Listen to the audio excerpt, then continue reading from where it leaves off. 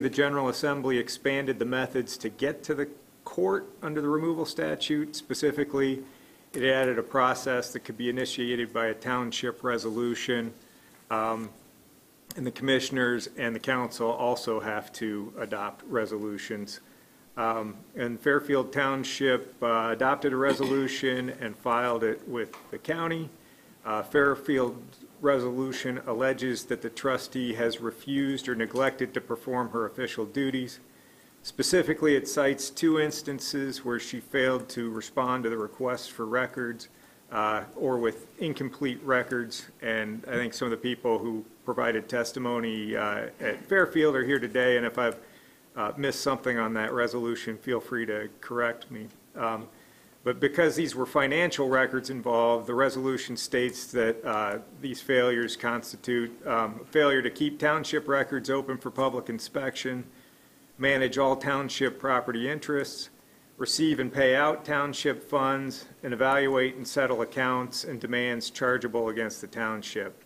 Those all fall under the umbrella of the refusing or neglecting to perform the official duties under the removal statute. The statute does not provide guidance for what the public hearing has to entail other than it's required, so you have some flexibility in how you conduct this and how you move forward. I would suggest that people testifying make clear, A, whether you support or oppose removal, and B, if you support removal, try to focus on the duties neglected, or, and this wasn't in the township resolution, but if it's applicable, if you would happen to know of personal use of township funds or charging illegal fees, because those are the things contemplated by the statute. I know the commissioners typically try to limit testimony to 3 minutes and avoid repetition. This case is a little different, so if you want to grant them more leeway, especially if you're asking questions of people, that would probably be in order. All right. And do we have a sign-up sheet? I want to make sure everybody knows to... If you do come forward to speak, we do have a sign-up sheet. Please put your name and your address upon it. We'll let the audience know that we have received some letters, 1 in favor, 1 opposed, from some citizens. We've also received some of the evidence that was presented the last time. So once again, this is basically a hearing. We will not make a decision until our next meeting is what we're looking at. So we're here just to listen for right now. So whoever would like to be first, maybe the defenders of the resolutions or whoever, whichever. Hi, good morning. My name is Kelly Stump, and I am a former Fairfield Township employee. I worked as an investigator and representative payee for township residents. I submitted a records request in person to the Fairfield Township office on July 26, 2022. Records that were reported as available within a week by Cole's attorney have not been provided me as of yet. I submitted my records request to demonstrate that Cole's purposefully neglects her duties to the public. Thankfully, we can address that now. Cole's or her attorney, excuse me, I'm having a technical difficulties of my own, sorry. Cole's or her attorney will tell you about police reports accusing former employees of destroying or stealing township documents. You can report anything to the police, but no investigation was ever, I was never involved in any type of investigation or asked about destroying anything. Cole's keeps the township office doors locked to the public and changes the office hours arbitrarily without public notice or the board's approval. Talitha Coles is denying 54,000 township residents physical access to a public assistance office by keeping the doors locked for over 2.5 years. The residents of Fairfield Township must be afforded reasonable and physical accessibility to a public assistance office. Cole's choice to neglect her duties is unlawful. She is hemorrhaging township funds by retaining an attorney at the taxpayer's expense. But who is going to defend the residents from her tyranny? I respectfully request the commissioners use Senate Bill 304 to answer the desperate pleas of Fairfield Township residents.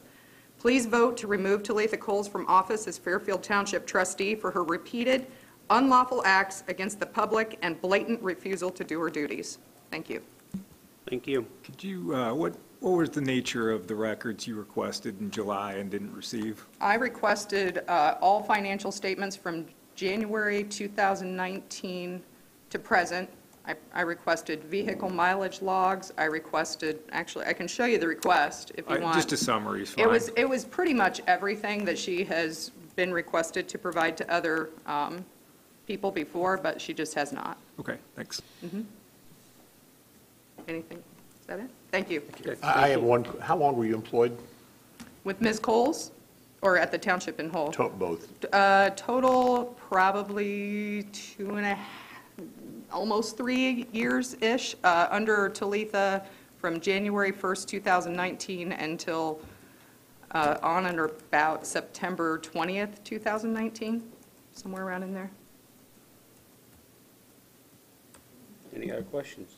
Yeah, I probably should have thought of this. On the, on the closed offices, could you tell me, so has it pretty much been, there were two things, variable hours and then locked doors. Have the doors been pretty much locked the whole time? Is that- It's my understanding that upon the pandemic, when that happened, everything closed down. Ms. Coles has not opened her door since the state of emergency was placed. Even after the state of emergency was pointed out that it ended in March of this year, she still has on her website that they're closed for the pandemic. I realize that COVID is still around, but we are all up and functioning. And with the hours, can you just give me a sense of what the variability has been? Sure. Well, so on July 26th, when I made my public records request, I had to bang on the door. I did my best cop knock on the outside of the door to try to get somebody's attention. And it was during their listed hours, from 9 a.m. to 3 p.m. on Tuesday and Wednesday, and 9 a.m. to 11 a.m. on Friday. Someone came to the door. I asked for a public records request. They said they didn't have any. I said, okay, who should I send a records request to? They said their attorney. I said, can I have your attorney's information? She said, no. This person is an office employee, I guess. So I had a piece of paper with me that had bullet points on it. I wrote everything down. I dated it. I time-stamped it at 12:09 p.m. that day. I was contacted by Cole's attorney by phone and email within 24 hours stating that they did receive the request. I told them that I'd like to come back again on my lunch hour to pick up the requested documents. She said that was fine. Cole's informed her that the office is closed from 12 to 1 p.m. for lunch. I pointed out to Cole's and to her attorney that if she is in fact closed for 2 hours during those office hours, then she is providing inadequate hours to the public. The minimum standard for office hours is 14 hours a week for a rural space. We're talking about a community of 54,000 people that she has shrunk down these hours and then made them less than to fit her needs, which was stonewalling my request. She just arbitrarily changes stuff. She doesn't take it through the board. She doesn't get approval. She turns things into the commissioner's office without signature pages, without even showing them to her board. So, yeah. All right, thank you. You're welcome. Anything else? Thank you. Thank you.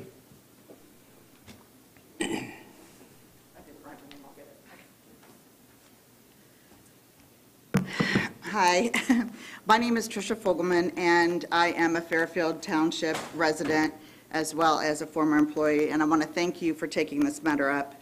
I've been trying to draw attention to the misdeeds happening at Fairfield Township for over a year, and quite a few have been at this for much longer, like Kelly. I was the office manager at the township offices. I was in the process of segueing to caseworker when I left.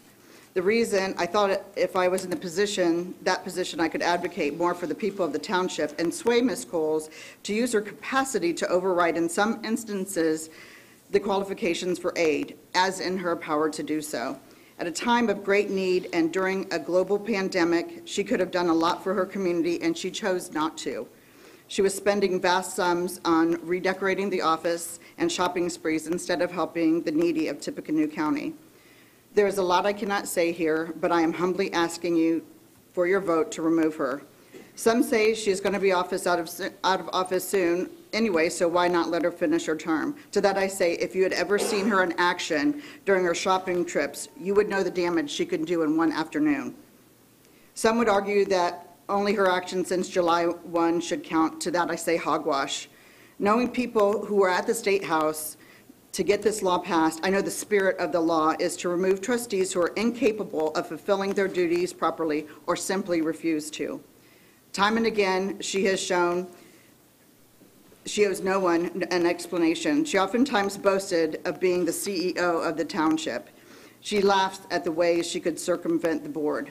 She does what she wants and does not feel she has any accountability. Please show her and other like-minded folks who run for public office that this is not so. When working with taxpayer funds, you do owe an accounting to us. Regarding the missing documents, Ms. Coles has slanderously stated they were destroyed by former employees. Since 14 employees cycled out of that office in 3 years, this is a bold, broad statement, which I find particularly offensive. Let me be clear that if we had, we would be investigated, as this is against the law. But there is zero proof that this happened. Some would say removing her would give one party or the other a political advantage. To that I say, who cares? Right is right, and we must put the good of the township before party. I feel confident that you are the body to do just that. I cannot say this more emphatically. I believe in what the township is capable of doing. I loved my job. I loved working with the people. I just could not be complicit in what I saw happening there. All of the former employees I've spoken to, and that is many, are passionate about the township. It deserves way better than Ms. Coles has treated it. We deserve more than the way she treated us. And I thank you for your consideration. And I would like to add that not only are the offices closed, okay, for the public can come and get documents by appointment. They can get documents, but they have to stand outside the door. These are people who are coming hat in hand to humiliate themselves and ask for help. And they are told they have to be on the street, sometimes brought in because the weather's bad, but they're not allowed to come into the office and make use of the resources that are there or even warm themselves. It's so offensive to those of us who care about our community. Have any questions? You brought up like Township Assistance. Is there any Township Assistance currently happening? I Well, I have been gone for a year. I know you well, Yeah. but I know you're saying people unfortunately have to stand at the door or whatever. I assume they were there for Township Assistance. Yes, sir. And in the previous, did you work for Ms. Rush? I at did one not. time? Okay. I'm just curious how much Township Assistance was going out into the township before the change versus is there any even happening now? It's really hard to say this, but when I was there was very little aid being given to township residents. It was more like try to prove that they don't deserve this rather than give them a yes. Okay, so look up if they had any records, look through all their background, and if someone came to us, it would be weeks before they would get help. Okay, probably the most help that was given while I was there was the cremations that happened. And there were times when I had to push her to pay for cremations. I know at one time the county coroner had engaged the city attorney to fight to get these cremains taken care of. And I had to go to the mortuary and tell Jonathan Fisher that he had to get cremains back in order for us to pay for them. She would not let the families have the cremains. Instead, they would be in her safe. Okay. And then some housekeeping. Did you write your name down? I didn't. I know Kelly didn't either, but I Okay. will. Yeah, we want to keep a good record. And then my question is, you talked about shopping sprees. I know that you also said there's some things you can't talk about, and I want to encourage you not to speculate at all because that's not what we're here for. But is there anything in those shopping sprees that you referred to that you could say weren't for purposes of operating the township? 100%. And can you offer any details? Yeah, I saw her buy things for her yard, such as, stuff to plant vegetables and things like that, that were not going to be planted at the cemetery. And she was always using the tax exempt card and for her own personal benefit as well. We went on a shopping trip to buy here, sell here, something like that, out on Creasy, and she bought a fur stole. She bought her daughter a comforter and socks, things like that. This was in November or December of 2020, and she lumped it all together with the township purchases that were going to be for the shelter house. But her daughter was with us and picked out her comforter. And there was a fox stole that Talitha purchased for herself. At that time, I was concerned. It was early on in my tenure there, but I thought that she would explain it away because it was small amounts, and who am I? But it got to the point where it was so egregious I had to speak out and contacted the State Board of the auditors, and I spoke out and I left my job. And you were certain that the township trustee card, the township card was utilized in making those purchases? Absolutely. And she handed me the card to buy items for her reelection. Such as? Pardon? Such as what?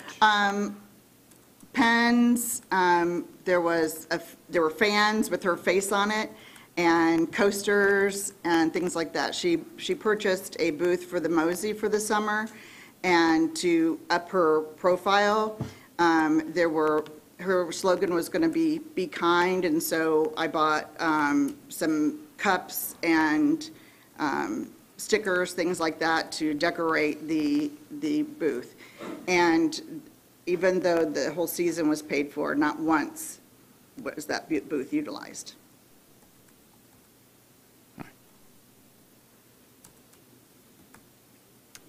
And as I asked Kelly earlier, what your employment dates roughly? I started in October of 2020, and I was promoted in January of 21 to office manager, and I left at the last day of July last year. So I was there about 10 months.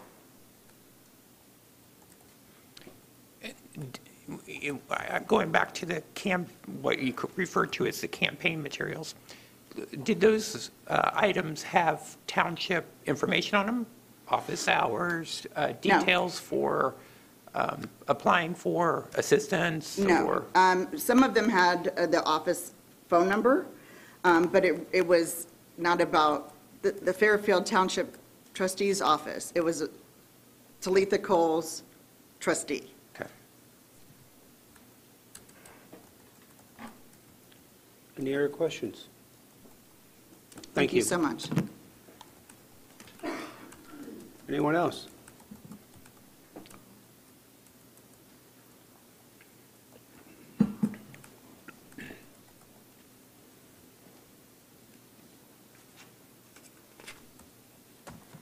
Good morning. My name is Alexander Hawkins. I am the attorney for the Fairfield trustee. We are here obviously in opposition to the resolution that is trying to be passed. First, I'm going to start with somebody mentioned earlier about using events from before July 1st and calling that, I believe the word was hogwash. And I want to kind of discuss that first and then address some other things. So the Supreme Court of Indiana, let me back up a little bit. If you are to approve this and then it gets approved by the next step, it will go eventually in front of a judge. A judge will have to look at the law regarding everything and will make a determination there. So I want to give you a little bit of background on the law, and then we can move forward. So the Supreme Court of Indiana has discussed when a statute or a bill can be applied retroactively.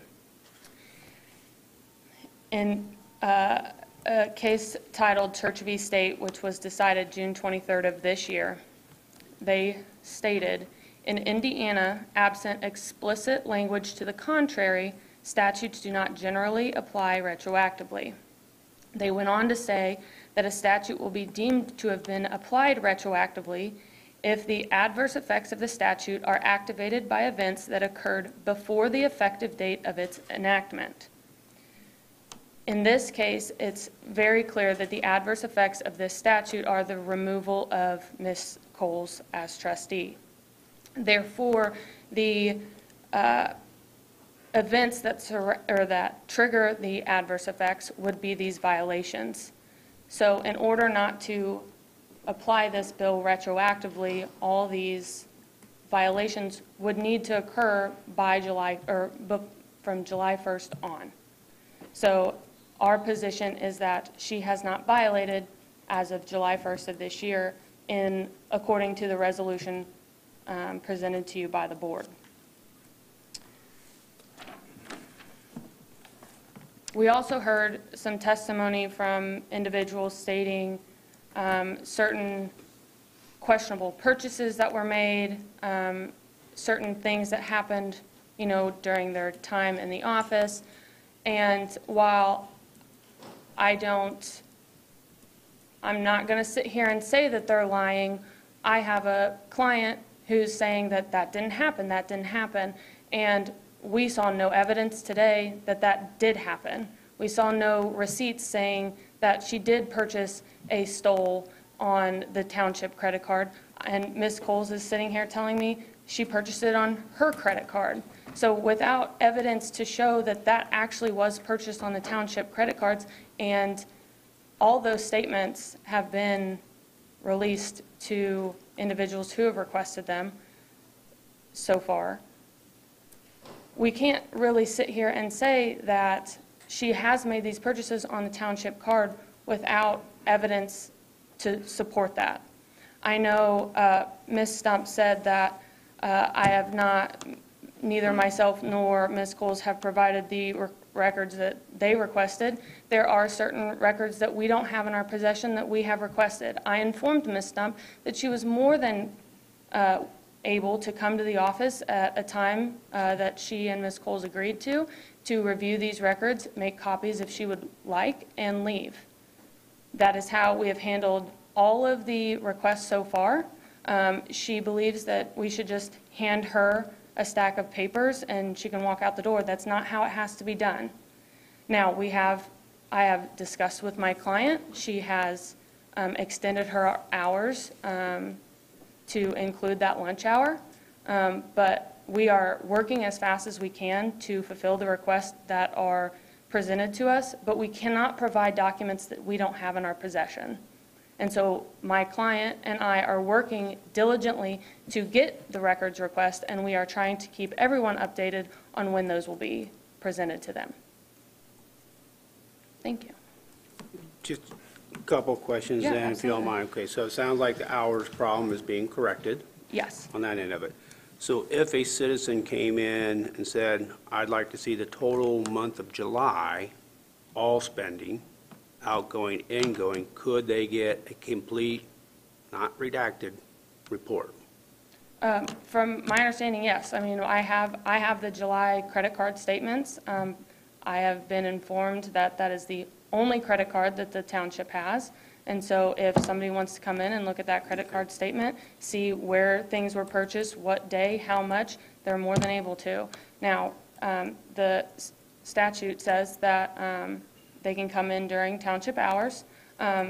As I have been informed by my client, it is right now by appointment only due to the COVID restrictions. I know that there are some other townships that are kind of doing the same thing. I've also been told by my client that if somebody comes with an appointment, they're not just kept outside waiting and on the street. But yes, if somebody asks for that, myself and my client will do everything we can to present the documents that are being requested. Okay, so besides just a charge card, could we see the book ledger of saying, okay, I spent X amount on electricity, I spent X amount on assistance, I spent X on cemetery? Could all that be I there too? believe I believe my client could put that together. I don't know if there's just, if she keeps a record of I mean, that it should right be an now. easy Excel sheet. Right, that- right. I mean, I assume that can be done. I haven't been told anything to the contrary. Okay, thank you. And so, just a point of clarification, so do you represent the township? Yes. Or do you represent I Ms. Coles? I represent the trustee. I represent Fairfield Township Okay, trustee. Okay.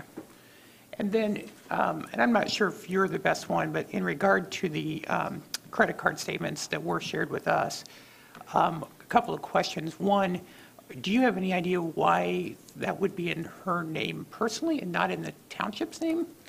From my understanding, from what I have seen, I saw the previous trustees' statements, and then I saw these statements. From my understanding, the total, or the overall account has Fairfield Township trustee on it, and then, but it's in the name of whoever the trustee is. So I have documentation to show that it went from the previous trustee to the current trustee. So my understanding is that it just, my client just switched it over to her name when she became trustee and just kind of followed what the old trustee did.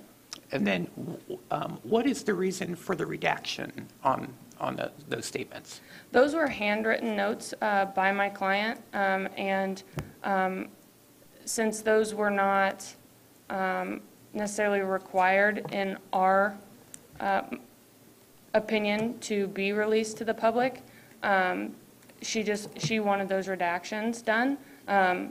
They're not part of necessarily the statement in regular sense of the term. So I can provide you with statements that will have no, I'm going to use the word redaction because that's what you're using, and it'll just be a clean version where you will just see, like, if you were to print off a credit card statement of your own, it wouldn't have any handwriting on it. So we can provide you with something that never had any handwriting on it, so that you can see that if you wish. And like one of those redactions, so even marks out the full amount of a purchase. I apologize, I didn't see that, but I mean, we can, if you wish, we can provide you with a completely, clean version, all amounts unredacted, all locations unredacted, if that is what you need.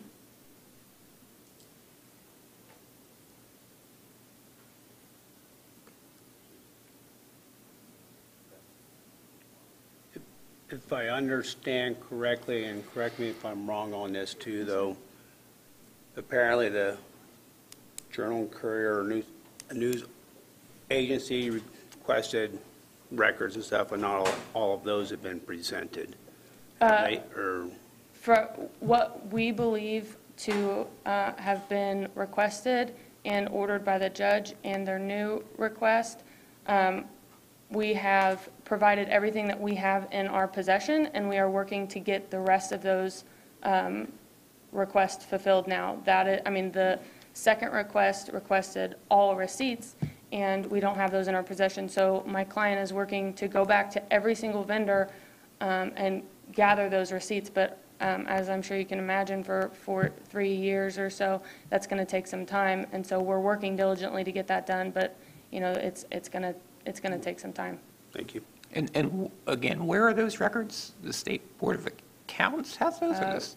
Currently, the state police has those.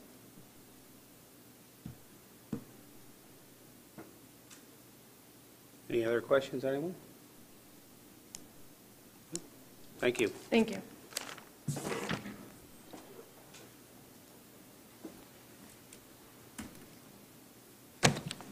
What I may say, it may sound like I'm nuts, but I'll try not to. I am Perry Snare. I am presently the Fairfield Township Board President. She said that they didn't give you documents. There's what they handed me. And so they do hand out documents. And I did request them. I requested gas log receipts, mileage logs, and as she said, I should have already had this opened up, I apologize. On this one piece of paper, here's stuff that she scanned that I already gave to you that you can't hardly read. here's what she stated to me. My mileage log was destroyed by my staff. We have police reports supporting this. As was stated, you can have report anything. You got to have an investigation. Gas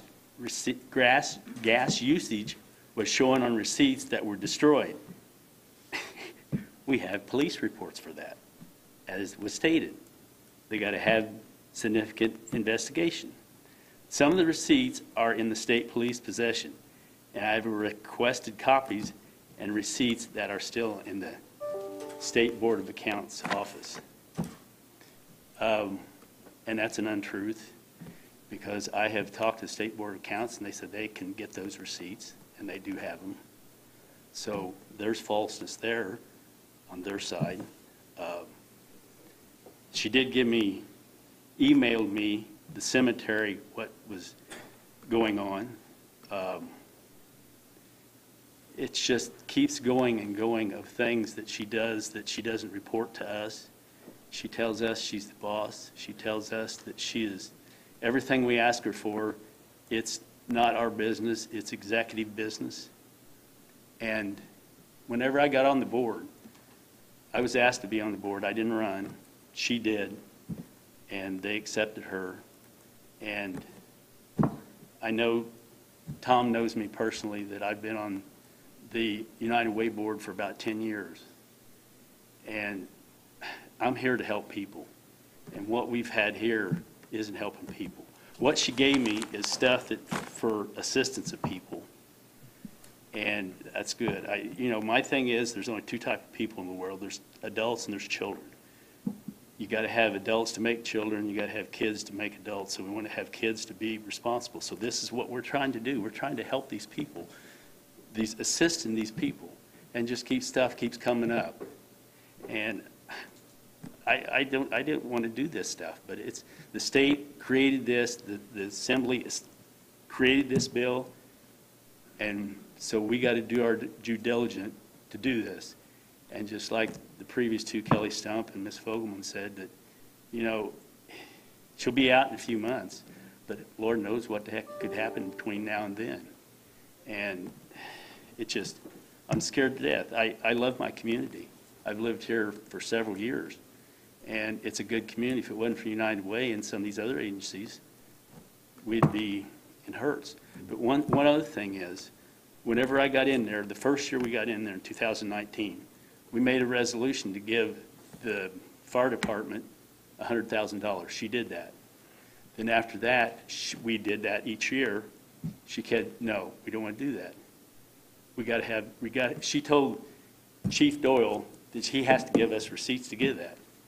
And I asked her in one of the meetings, and I shouldn't have done this, I was poking her, but I asked her, I said, that sounds like double jeopardy. You're asking for receipts, but you won't give us receipts? I asked for receipts, and she hasn't given them to me. She says they're deleted. As you heard here, their employees didn't delete them. So apparently, someone else in the office must have deleted them. And I'm not saying who that is. I don't know. I wouldn't been there. We can't go in there. I've been in her office outside of it one time. And I've never been inside her office.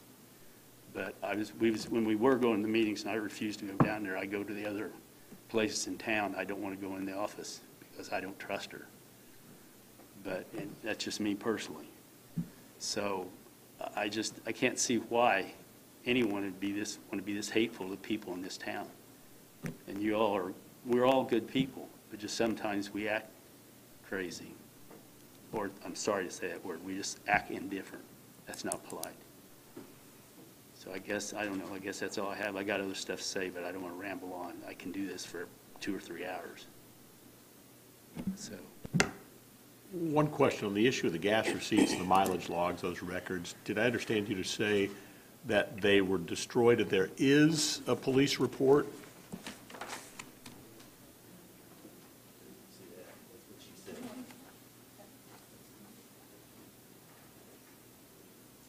There was no reported, but we don't know, according to what they said, they never did investigate. So I can give that, Thank you. See this. I can give it to you, you guys can copy that if you want.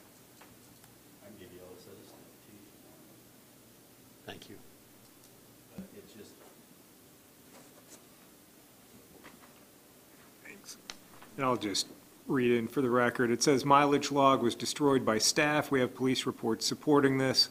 Gas usage was shown on receipts that were destroyed. We have police reports supporting this. Some of the receipts are in the state police possession.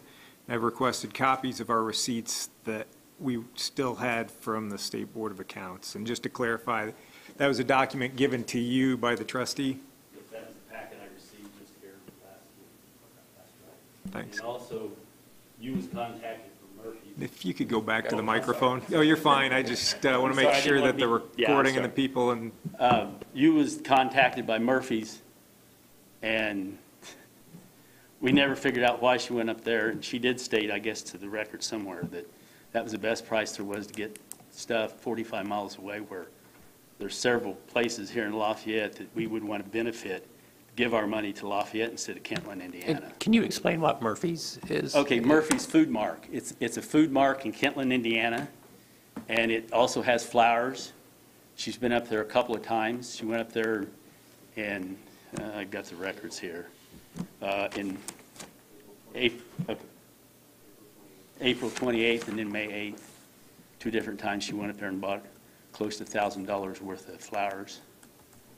So why, I don't know. That's, because she said that that was the best place to buy them. So that's just her saying, I don't know. you talked about the fire department. I didn't quite track what the issue was there. Could you walk me through what happened? Okay, when we first got in office, it was the previous trustee, and I may be mistaken on this, gave $100,000 to the fire department to do whatever they wanted. And they, whenever they did it, they bought a fire truck and different things, not, you know, just with some of that. And he told them at the time, told Julie Rouse, that you don't want to own that truck, it's ours, so there's theirs. So after that, the $100,000 was whatever they wanted to buy PPEs, or, you know, the stuff for all their emergency stuff, use it for out at their training center, whatever. And then after that, then after she kept, we did it the first year, and then the second year and the third year, said she wanted receipts for them. And just like I said, the other thing, and he said he would lower the amount, and we said, we don't want to do that. We want to give you the $100,000, because at the time, whenever the COVID was ramping up, he was having to, if he'd had that extra money, he wouldn't have had to go and work to wait to get on all this stuff. So he was having to wait. So it was in a sense making it difficult for the firemen that they might be able to get COVID or whatever. And I'm telling you, COVID, I know COVID's serious. I had it and almost died from it. So, and it's still serious stuff. And I don't want to inject into that, but it's just the idea of it, you know, people. We want to help people. And I don't know. I am sorry. I ranted on. And sort of follow-up question, just along the lines of money. I know the trustee's attorney has suggested that things that predate July 1st are not particularly relevant. But if we assume that's not the case for the purpose of argument, was there one of the potential issues is filing an annual budget? Were you on the board? I believe from media reports, I understand there was an issue with the budget not getting filed. Is that correct? Yes, in 2020, she didn't like. She gave us a budget. We didn't like that, so we denied that, and we didn't. But she didn't file it, so we lost thousands of dollars in tax revenue.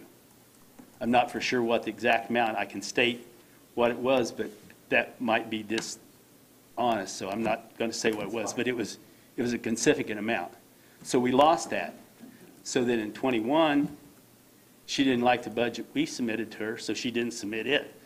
So we went overrode her, and we set precedents. We was able to have someone help us do it, and we changed what was in the rainy day fund. We zeroed it out, and we also lowered the amount of money that was in the cemetery fund, so she wouldn't be able to overspend it. And that was another thing. She wanted $50,000. Okay, she got the cemetery into the National Registry. If she had $50,000 in that account, she would get $50,000 from the state. I don't know if it's the state of Indiana or what it was for sure. So in some of these records that I've got here, or she emailed me, that she now has $50,000 in that account, but she didn't get the proof of us. But here's the other thing. She can do up to $50,000 without our permission to do it. In 2019, she purchased, at the end of the year, the last day of the month, a brand new pickup truck and a trailer. She purchased 2 of them. She tried to get the money back from one of them, and I don't know how we kind of got in trouble with that because we didn't tell our lawyer about it. And I probably shouldn't say that, but oh, whatever. And so he got in on it and said he needed to find out about it, so it did get taken care of. But she bought a trailer from Rural King. They didn't have it here, but they had one in Monticello. So she was going to get that, but she didn't. So she found one somewhere down in Annapolis, down at I can't remember the town, but I have that record too. And then she also bought the truck down there, I don't know if it's the same place or whatever. She got a heck of a deal. She got the truck for $35,000, so that was under $50,000. Something we didn't need, and it's got a dump truck on it, dump bed on it, plus it has, you can hook up with a snowplow. And she was using that for personal use, because we have pictures and records of that. And finally, we complained enough, she quit doing that. But it's just, and we had the city, they would haul stuff for us. She's lost contact with that. She's made the fire department mad I think at we're us. sort of digressing off of what the statute requires, but you've Yeah. answered my question, so I Yeah. appreciate that. Yeah, I'm sorry. Oh, you're all right. So- I apologize. I told you I'd ramble on. And Perry, I do have one more question for you, too. So, and you have been on the board the same amount of time that Ms. Goals has been Yes, the yes. trustee. I got elected in 2018. So in your regular board meetings, because I'm assuming you meet monthly, or? Yes, Okay. yes, sir. Was there ever a point when financial statements were part of the regular meeting agenda? The first 2019, we had receipts up until July. And then after that, they just fell apart. And it was all scattered, stuff was crossed out and stuff. We have them. So was a balance sheet prepared for a monthly meeting? Was it, you never had your percentage of funds that were spent of the budget? You never had that type of We could have had reporting. some of it. Rocky could tell you more about that. That was when Mr. Snyder was on there too. He was the president too. Okay. But some of, it's just overwhelming. Okay. So I apologize for rambling on. All right. Thank you. Is there anything else, sirs? Thank I you. appreciate your time in doing this. Unfortunately, it's something that has to be done. Okay, thank you. Yep. Still-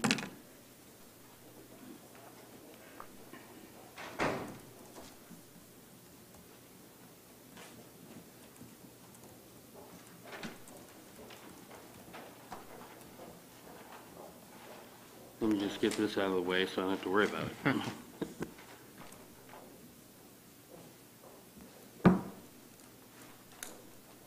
My name's Rocky Hessian. For the record, my real name is Ronald. Just ignore that. Nobody calls me that, not even my mother. So, couple of things that Perry was talking about, I felt like I have to come up and clarify. Because I'm the secretary of the board and I do the minutes, most of the material you got, the resolution, is something I wrote. So I had to do lots of the research and trying to figure out what it is that we're trying to get to. Let me start with that. The lawyer for the trustee stated that, in her opinion, or at least in the materials that she gave you, and either verbally, that events have to occur after July 1 for it to be valid, and I didn't find that. I've read through the statute when it came through, the law, I kept track of it as it was going through and how it changed. And when I looked at it, I realized that what we were accusing her of, what the things that she was breaking, had been in the statutes long before this new law came into effect. So we're not accusing her of anything new. There were 3 things added to her statute list of duties by 304, and those were down on the bottom of the list. What we're, pointing out is like 2, 4, and 5, and 6, I can't remember how many I did. So if that's the case, then those things are still valid. Those are current events or things that she should be tracking. And all that's changed is it has given us a new method to follow to do her with her removal.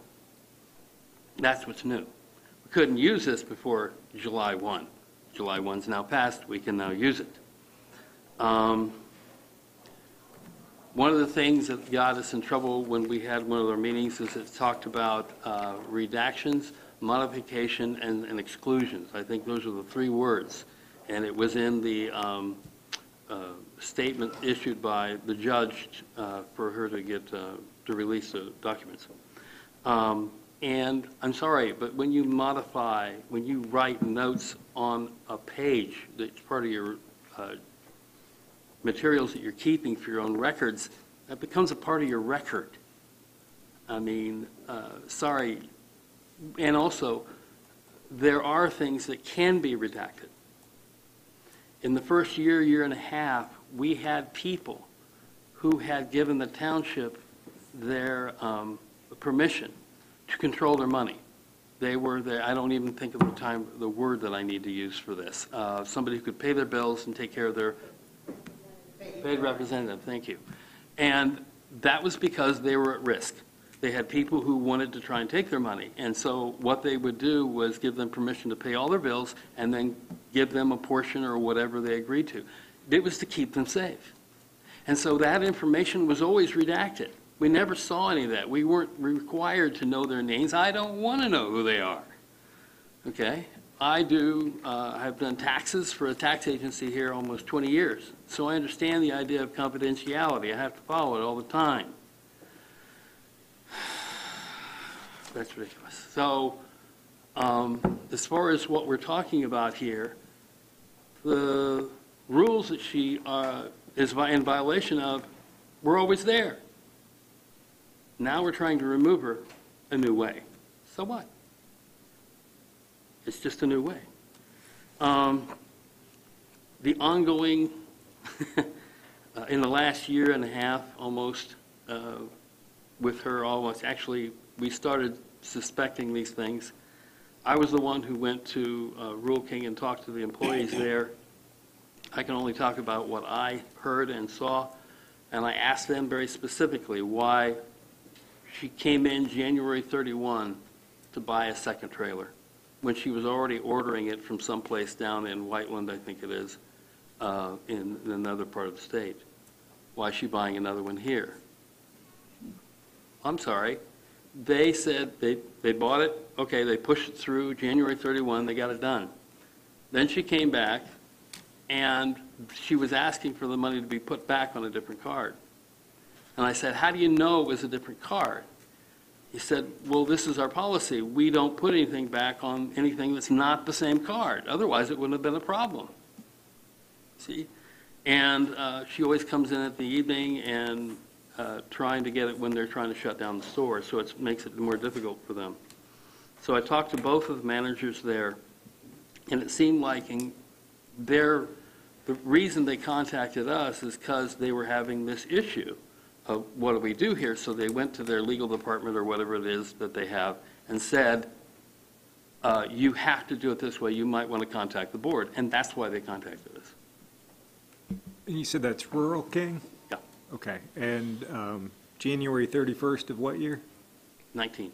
Okay. And not December, January. Okay. December 31. Sorry. Okay. Thank you very much. Yes, December. Of 19? Yeah.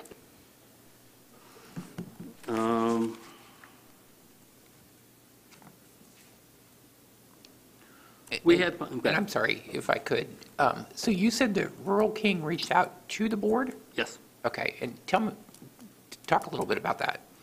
At We, what point did they contact you and what about specifically? It was near the end or beginning, February or March of '20. And they were saying, we're letting you know that this situation is going on. We want to understand what we should do. And I was just getting off of work. I had been out of the loop. And so that was forwarded to me by one of the other guys. So I went over there and talked to them based on that email, because it was meant to come to you too. Because I couldn't get to it. It went to an email address I didn't have access to at that time. So they forwarded me their copy. Okay, what was the question again? So what was the purpose of them reaching out to the board? To try and understand if this is legitimate or what's going on here, or what should do. Because this was, specifically, their questions were in regard to the return of the trailer? Yeah. Okay. How it should be processed. I tried to make it clear to them that we don't have any control over the daily operations of the township. I was there just to gather information and find out what was going on for our conversation with her and to try and deal with what's going on. And they kept asking me, should we do this? Well, yeah, you should do it. I mean, but you should follow your rules. This is your rule. Your statute says you have to put it back on the same card, put it back on the same card, or issue her a check. That was the only other option they have, one of the two. But either way, it would go to the township. It wouldn't go to her. So when I was happy with what I was hearing from them as far as their procedure, I ended at that time, and we addressed it at a later date with her. We had to wait for the next meeting. Go ahead. Just asking, do you know what process they ultimately followed? Did they cut a check? What happened was that it got news to her, and I don't know how it got to her, but our lawyer at the time went down, called her up and said, we're coming down there and I'm going to get this taken care of. And he went to Rural King and what's the right word? He got him to issue a refund. And I think he took the card and put it back on the card. Yes, it was, because it's part of your statements. The credit card statement from 2020, the one at the bottom, it says it was refunded, it was Rural King. So it shows that it was refunded. And did I understand you to say that this conversation with representatives at Rural King, that's backed up in an email conversation as well? Yes. So you had phone conversations? I had phone then conversations. email. I had personal conversations. And I created a statement for the lawyer that I gave to him of my encounters with him. And I used my emails and stuff to create that documentation. And did the folks at Rural King give you details about this other card that was? No, I didn't. No. I didn't ask at that time because I don't care. Any card other than that one is immaterial. And could that other card have been a different township credit card? No. Now, there's only one card as far as I understand, and both of them are under the same number. Now, I've understood that recently she's changed cards, but that's standard practice with credit cards. If things need to get reissued and they have a question about it, they'll reissue it under another number, but everything else will be void.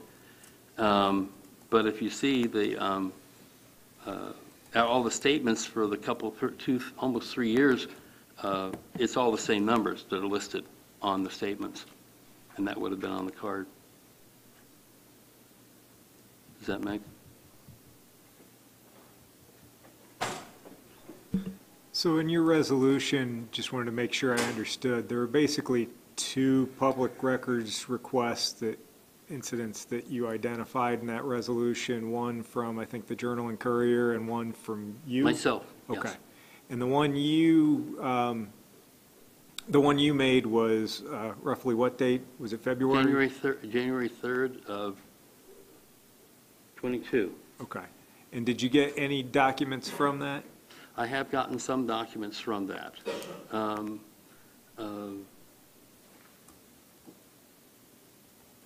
but not all of it. Okay. And then, And it's really not, I mean, without a listing of receipts, without a listing of the checks that were issued also from the credit card. I asked for credit cards, I asked for checking and savings account statements, and I asked for the documentation. I have a listing of the checks that were issued, but I don't know who they're issued to. On DLG or Gateway, you can get a listing of all the people who received money from the township. They have their own 4-digit identification number, and it shows not only how much money was paid to them, it shows how much money was paid to them per fund. But how do you know, how do you start eliminating things, going, okay, this is good, this is good, this is good, without an understanding of what those checks were? Because all I've got is numbers. It doesn't say who they're issued to. So I don't know if that answered the question. it did, and it reminded me that you'd sort of, the resolution speaks not only to public records, but also suggests that the records you aren't getting implicate a couple of other duties that the trustee has, such as managing the township property interests, and maintaining the financial and appropriation record of the township. Right. We were given, every year we're given a report, a financial report in February to approve of the previous year. This year, we didn't approve it because we didn't have the documentation to be able to say, yeah, it's good. I've been told it doesn't really matter if we approve it or not, but for us, it meant something, because we can't approve, if we put our name on it and say it's good, we're saying we looked at it enough to say, yeah, we're satisfied. We're not satisfied. So. And I think this was spoken to earlier, but can you tell me about the filing of the budget with DLGF? Yeah, and, okay. And I don't know if I understood correctly. It sounded like maybe the board actually got one filed the last go-round without going through the trustee. We worked on 3 budgets. We're about to work on the 4th one, which is going to be like, okay, I don't know what that's going to look like. The first budget went through, and we made modifications to that budget, and it was filed. She put it through in the Gateway in time. That was for 20 in 19. Am I following that? Okay, 19, and it goes to 20. In 20, we went to the same budget situation, and we passed the budget, but she never punched it in the Gateway and never filed it like she's supposed to. We didn't find that out until much later, like as in the next year, I'm thinking May. We had inklings of it because of the printouts that were coming up of Gateway that showed me that there was an issue, and only with this township in the whole county. Okay, so we're going, I don't understand what's happening here. So maybe, but I knew that there was supposed to be a second follow-up of stuff coming out, and I failed to double-check that until later. And then we found it out, and I called them up. No, it never got filed. At the end of 21,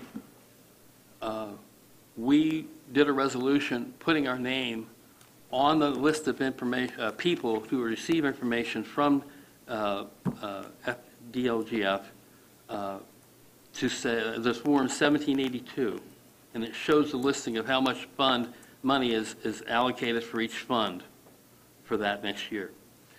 And once we got that, then they issued us the statement. Then we passed a resolution zeroing out rainy day and reducing a couple other things down. But rainy day was finally zeroed out. And then we filed that within we have to do it within like 5 or 10 days, I can't remember. And we got that in and done. And it was actually, when we did it, I filed it that day. I got confirmation it had been changed that day. So. Was that for the current budget year, or was that you doing something in 21 for the 22? Okay. But the budget you passed in 20 for 21 never got filed with DLGF. Is that accurate? Correct. And she never filed actually the budget itself for 22 either. Oh, so the we just made a modification to whatever they had on file. Okay, so 22, the action you took in 21 with respect to the 22 budget was just for rainy day, is that? Yeah, we did pass a budget. She never entered it in. Okay. And I keep thinking I'm forgetting something there. But, yeah, oh, that's it. Once you pass the budget, we passed 19 for 20, 20 carried over into the next year's beyond. Then that's part of the laws that were changed here. Now they can't do that anymore. You have to file a budget or you're in default right there. So, As a board, have we reached out to State Board of Accounts to do an audit or anything like that? I know every 4 years they have to do it. We're every year, basically, but every township's every 4 years. So I'm assuming an audit there was an audit should be done. coming up or has already happened. Well, it's my understanding that they're doing an investigation now. I don't know what the difference is between that and an audit, so you're going to have to tell me what that is. But they did do an audit for everything leading up to 18, including 18. So none of her years in office have been audited officially or given any report of it that I know of. And there's supposed to be like a year-end report that's supposed to be given to kind of like the board of a conclusion of your whole year. Yeah, Have you seen any of those since being on the board? sure. Okay. We saw 19, we saw 20. We didn't pass 21. Well, you didn't pass it, but you should have got a year-end report. Right. It's due first part of January or something like that. January, yeah, we look at it in February, Okay. okay?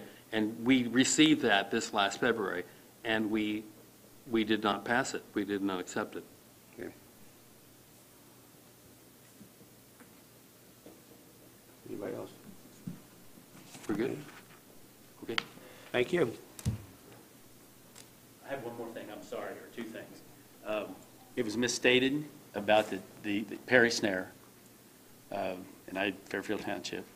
She stated, her lawyer stated that she represented Fairfield Township. On September the 16th board meeting, she told us of 2020 that the lawyer she has does not represent the board. It represents Ms. Coles.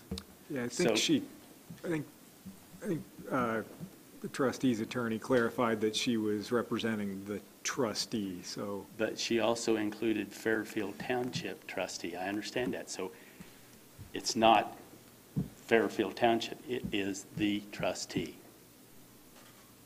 So that's, and then the other thing of it is, it escaped me. I'm sorry. But I'm sorry to come back up, but I wanted to clarify that because we do not have, we have a lawyer, but it's not, we don't have the one that we're paying for. Sorry.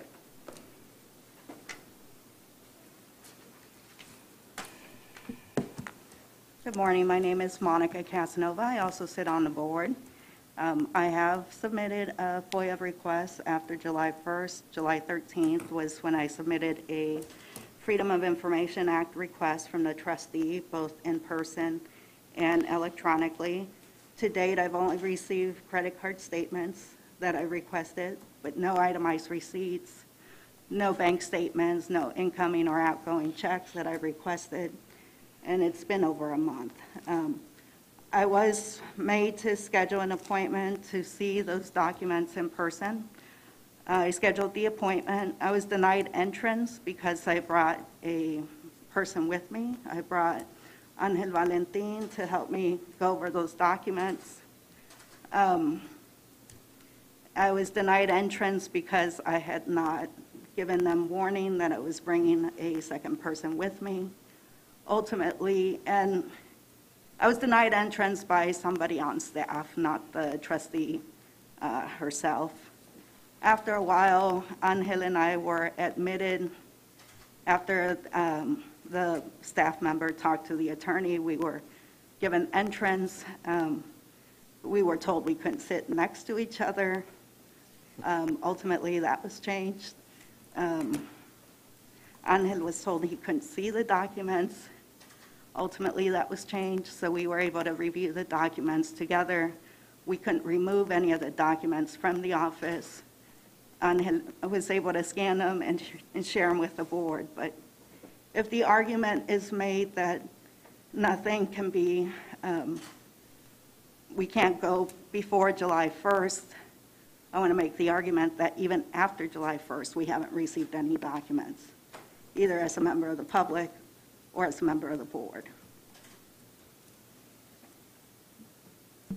And I know the answer to this, I'm being a little pedantic, but you said you were filed a FOIA request. Yes. It'd be access to public records. FOIA is a federal statute, and so I just want to make clear you filed a request for records that you don't I think was filed a honored. request for records, Thank you. yes. A public request for records.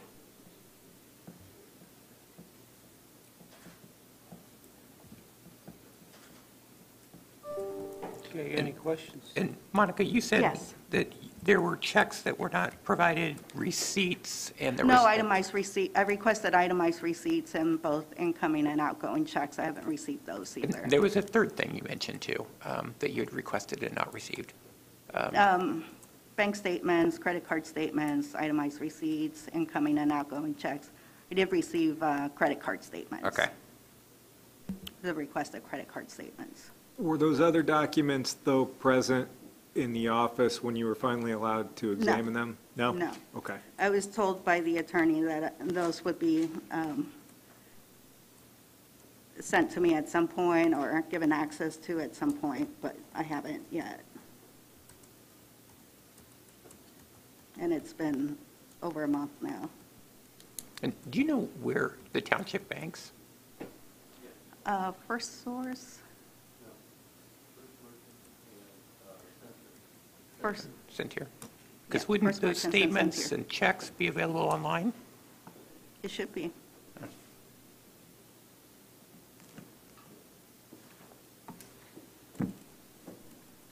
Any other questions? Thank you. Thank you. Anyone else would like to speak?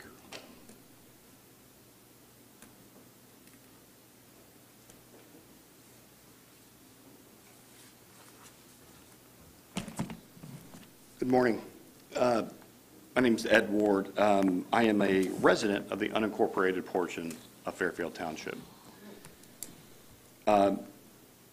As many of you are aware, roughly 24 months ago, I quickly received a crash course in township governance on a level that, we didn't anticipate ever.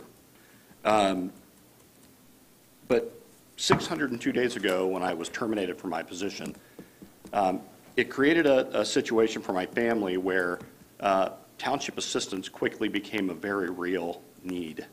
And if it hadn't been for a very strong support system, I would have needed that. Unfortunately, given all of the drama taking place on this side of the river as well, it made that less of an option for me. I chose to try to utilize all the other resources available as much as remotely possible. To try to avoid having to step in that mess. So I think it's concerning on that level, from a taxpayer perspective, that it's created so much drama that it makes you want to avoid the office and any sort of interaction with the person sitting in that seat. And obviously, I had a different perspective than many of the residents do, having just walked through a lot of that. But it's concerning. The other part is, as a township resident, I pay taxes for fire protection, and have. And at the end of 2021, when there's just short of $800,000 setting in fire protection money that was collected from Fairfield Township, not being dispersed to those providing fire protection to me, that's equally concerning. And it's quite more significant from my professional position when the fire department gets to a place where trying to obtain that money has become so difficult that you just stop asking for it and stop counting on that money. That's a very, very big problem to me, especially when you have $800,000 sitting there at the end of 2021. I understand that there's so many moving parts with all this, and you guys have been stuck in a very difficult position. Senate Bill 304 was beneficial, but a lot of those things are things that we could have been policing better anyway. And it's unfortunate that we've come to a place that the two people that created the spirit of the bill are the people that we're having to discuss today, one of which we're discussing today. I think we've come to a place where, yes, Ms. Coles will be out of her position very, very soon. But as everyone on the other side of the river recently saw, hell hath no fury like a woman scorned. If we get to a place where there's that backed in the corner sort of feeling, crazy things begin to happen. We watched it happen. We lived it. We walked through it. And I would hate to get to a place where we realize this is a possibility. And in months down the road, when things have taken place, we had an opportunity to do something to stop it, and we didn't do it. I appreciate you guys taking on this burden and having to try to figure out what's next. I understand that it's not an easy position to be in. But I would very, very much, as a resident of the township, very much appreciate your willingness to dive in and try to see if there's something else that can be done to try to get it stopped. So that's all I have. Thank you very much. Any questions? Thank you, sir.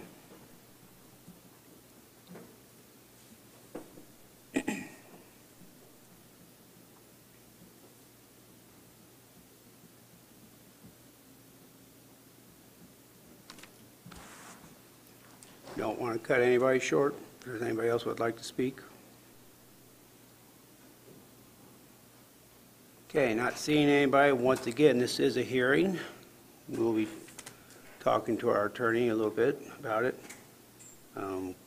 We may, at our next commissioners meeting, be doing a vote, or we may be scheduling it to a different meeting because I'll be gone all next month because I'm going to Alaska. So, so I will be missing the next two meetings, but I don't want to short myself on this issue either. So, hearing nothing? Doug, anything else you need to present? No, I think you conducted the hearing. I think that satisfies that step of the statute. You have to wait at least 10 days before you would take up any resolution. Okay. All right. Any other unfinished or new business? No, sir. Any other public comment not related to the Fairfield Township? Hearing none, favorite motion. Move to adjourn. Kelly, please sign paper. Yes. Meeting adjourned.